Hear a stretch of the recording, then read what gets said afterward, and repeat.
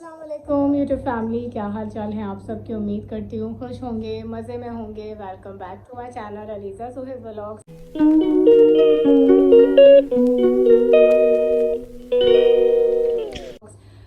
बहुत टाइम बाद मैंने सोचा कि आज मैं आपके साथ एक चीज़ शेयर करूँ। इंस्टा पे मैंने अपनी रील्स में 2-4 बार शेयर किया हुआ है, जिसके बाद मुझे काफ़ी सारी ख़वातीन के मैसेजेस आए थे about panic attacks, depression and anxiety. So और मैंने एक बार इन टिकटॉक पे भी एक रील डाली थी, जिसके बाद इतनी सारी लड़कियों ने, ख़वातीन ने मुझे कमेंट किए थे कि वो भी इस चीज़ से गुजर रही हैं। सो ये लास्ट ईयर की बात है, when I was suffering from depression, anxiety.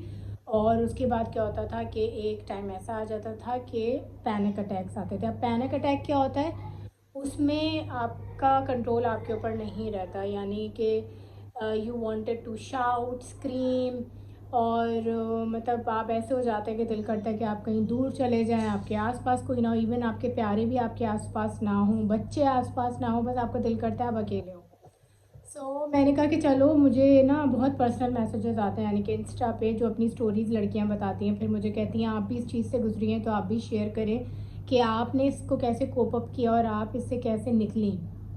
तो एंजाइटी, डिप्रेशन और पैनिक अटैक्स के रीज़न भी होते हैं और नहीं भी होते।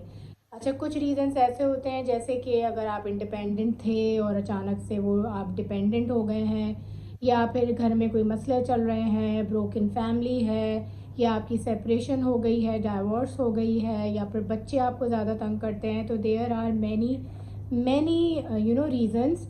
और कुछ लोगों के साथ ऐसा होता है कि कोई भी रीज़न नहीं होता, सब कुछ लाइफ में अच्छा चल रहा होता है, पर ये पीछे से ये मेरा बैकग्राउंड चल रहा है, पर लाइफ में बस आपको डिप्रेशन होता है, आपको कुछ अच्छा नहीं लगता, आपको लगता है कि ज़िंदगी में आपके पास कुछ करने के लिए नहीं है, क्योंकि आपके पास सब कुछ है।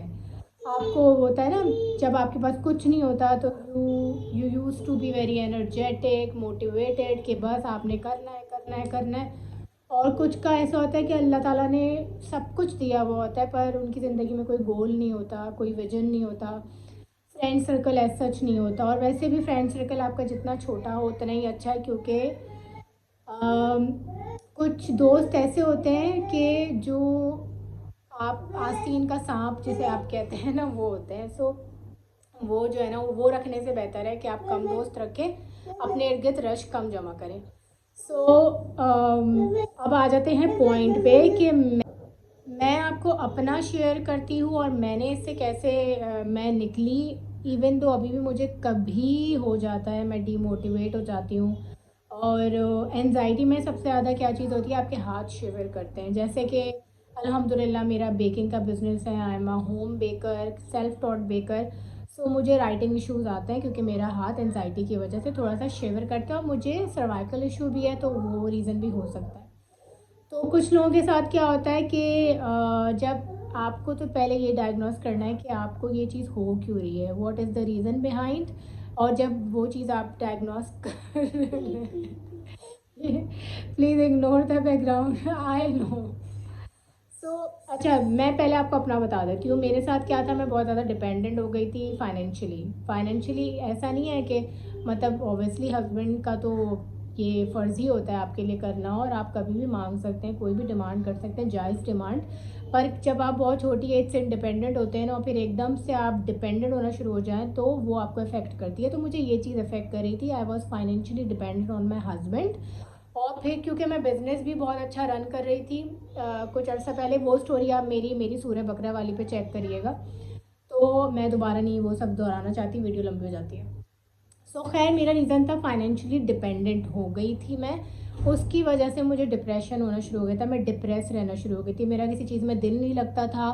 और मैं मैं बहुत ज़्यादा ऐसी हो जाती थी, अकेलेपन की शिकार हो गई थी, क्योंकि अब आपके इर्द गिर्द कोई नहीं होता था। मेरे हस्बैंड का जॉब रूटीन भी ऐसा है कि he is working very very very hard, बहुत टफ जॉब है। सारा दिन आप लोग ने वीडियोस में देखा ही है, बहुत ही कम अपीयरेंस होती है ज़ोएब की, और ज़ोएब कैमरा फ्रेंडली है भी नहीं, तो इसीलिए मैं ज़्यादा लेकर भी नहीं आती, बहुत टाइम आप लोगों ने नोट भी किया होगा। जिस शख्स को जो चीज़ नहीं पसंद, हमें वो चीज़ उसको फोर्स करनी भी नहीं चाहिए। तो फिर क्या कहते हैं, मैं डिप्रेस रहना शुरू हो गई। मैं बहुत ज़्यादा रोना स्टार्ट कर देना, कोई रीज़न ना होना, बस रोना स्टार्ट हो जाना। और फिर किसी काम में दिल नहीं लगता था, घर के कामों में दिल नहीं लगता था। मैं कभी बहुत एनर्जेटिक होकर वीडियो डालना शुरू कर देती थी, कभी मैं गैप आ जाता था, मैं ब्रेक ले लेती थी, क्योंकि मैं उस वक्त उन सिचुएशन से गुजर रही होती थी। और मैं किसी से शेयर नहीं करती थी, क्योंकि आई नो अब डिप्रेशन एंजाइटी इतना कॉमन इशू हो गया है, हर दूसरे तीसरे बंदे में। पर आपको शेयर करने में प्रॉब्लम होती है, क्योंकि आप शर्माते हैं, आपको शर्म आती है, आपको लगता है लोग क्या कहेंगे। लोग तो हर हाल में कहते ही हैं। मेरी सूरह बकरा वाली वीडियो पे आप लोग देख सकते हैं कि लोग किसी हाल में खुश नहीं रहते। ऐसी वीडियो पे भी लोगों ने जो है ना बातें सुनाई हुई हैं और हिजाब के भाषण दिए हुए हैं। तो अब लोग तो किसी हाल में खुश नहीं होते। मकसद ये वाली वीडियो का भी यही है कि जो लोग डिप्रेशन से गुजर रहे हैं, क्या पता मेरी वीडियो से मोटिवेट होकर उनको कुछ टिप्स एंड ट्रिक्स मिल जाएं जो इस चीज़ को वो ओवरकम कर सकें।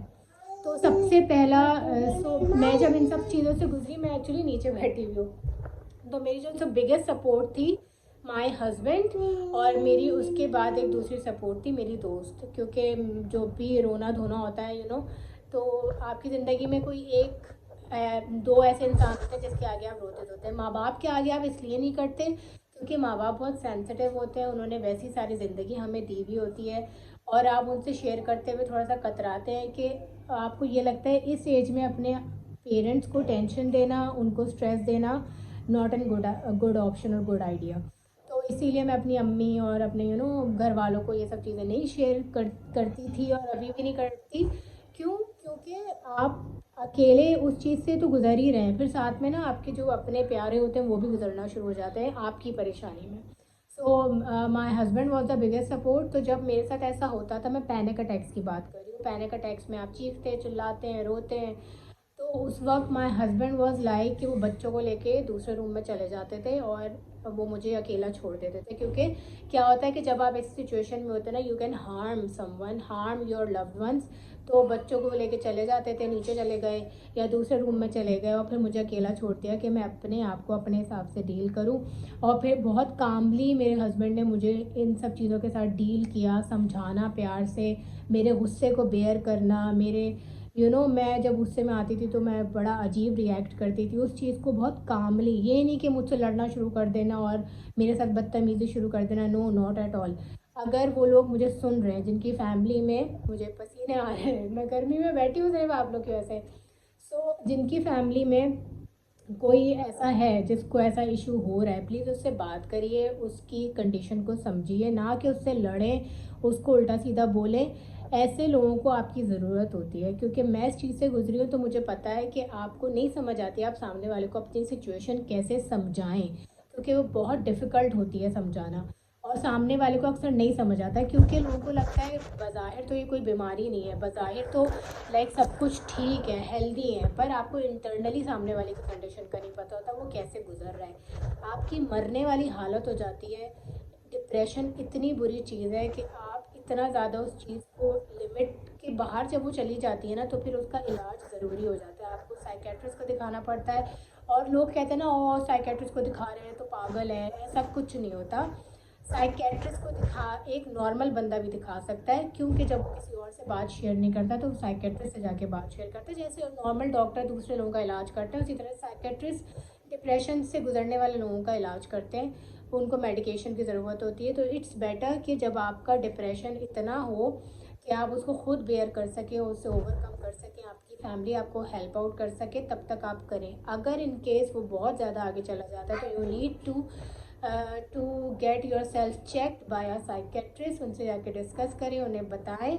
क्योंकि पैनिक अटैक में क्या होता है कि आपकी हार्ट बीट बहुत तेज़ हो जाती है, आपकी बॉडी शिवर करना शुरू कर देती है, और कभी कभी आपको पैनिक अटैक्स में हार्ट अटैक भी आ सकता है, क्योंकि वो इतना सीवियर कंडीशन होती है आपकी, आप रो रहे होते हैं, आपका कंट्रोल आपके उसमें नहीं हो रहा होता। सो इस चीज़ को डायग्नोस करना बहुत ज़रूरी होता है। सूरह बकरा, अल्हम्दुलिल्लाह अल्हम्दुलिल्लाह। अब कोई मुझे यहाँ की ये ना कहे कि आपने दुआ के बारे में बता रही हो और आपने दुपट्टा नहीं पहना। तो क्या कहते हैं, मैं यहाँ पे लाइक मैं ना तो यहाँ आयत पढ़ रही हूँ, ना ही मैं कोई दर्स देने बैठी हूँ। मैं सूरह बकरा वाली वीडियो पे जो कमेंट्स आए थे उसके हवाले से भी एक वीडियो बनाना चाहती थी, पर फिर मैंने नहीं बनाई। मैं सिर्फ ये बता रही हूँ, सूरह बकरा पढ़ने के बाद एक तो लाइफ चेंज मेरी, दूसरा ये मेरा डिप्रेशन इतना ज़्यादा ओवरकम हुआ क्योंकि मैं फाइनेंशियली दोबारा से इंडिपेंडेंट हो गई।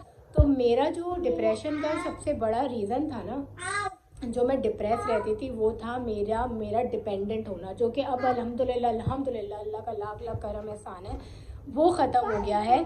सो अब मैं डिपेंडेंट हूँ, तो मेरा डिप्रेशन भी आहिस्ता आहिस्ता ख़त्म हो गया ऑलमोस्ट। एनजाइटी भी आहिस्ता आहिस्ता नीचे के उस पे लेवल पे आ गई है। पैनिक अटैक ऑलमोस्ट मुझे अब नहीं आता है। हाँ, जब भी कभी ऐसा होता है काम का बहुत ज़्यादा प्रेशर आ जाए तो मैं थोड़ी घबरा जाती हूँ, पैनिक कर जाती हूँ।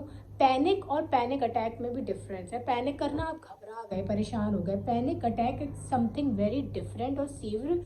उसमें आप बहुत ज़्यादा ना, आपकी बॉडी रिएक्ट करती है, आपके हाथ पैर चलते हैं, आपकी हार्ट बीट बहुत तेज़ चलती है। सो ये सारी जो थी ना, ये मैंने सोचा मैं आपको बताऊँ। तो मैं आपको कुछ बेसिक टिप्स बता रही हूँ। आपने पहले तो एक्सरसाइज करनी है, योगा कर लें, एरोबिक कर लें 10-15 मिनट के लिए, वॉक करें शाम में, किसी ऐसे इंसान से शेयर करें जो आपको अच्छे से डील कर सके, समझा सके।